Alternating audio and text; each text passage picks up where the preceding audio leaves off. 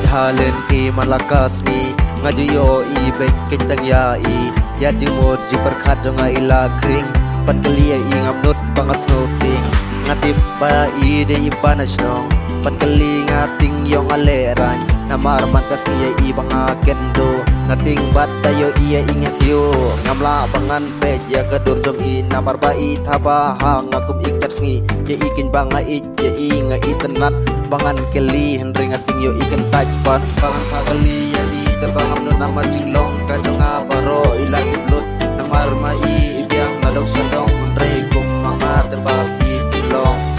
wala katarungan persyang lada pim trete kalabyang kajing bhabri jong pia kikman jong bagi pen thaba thaba kajing I jong kaladang syo pangan kelirung ngamnon ngating yo pi ken tayang ngating henry ngadon jing mon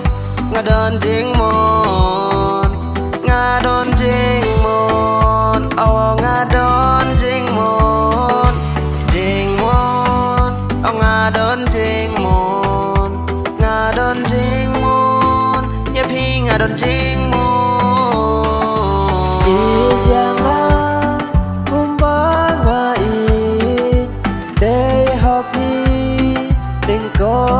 cho jing it wat ino ne wat ngai no na maria bi ngating yo bangan saduno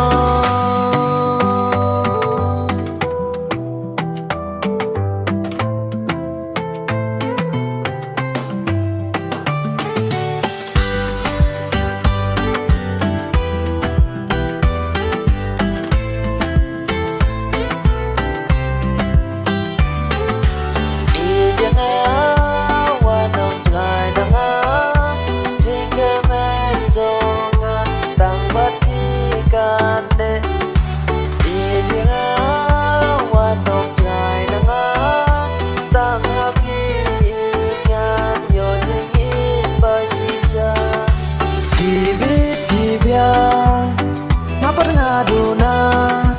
Henry ba in wanom theo ya kita jing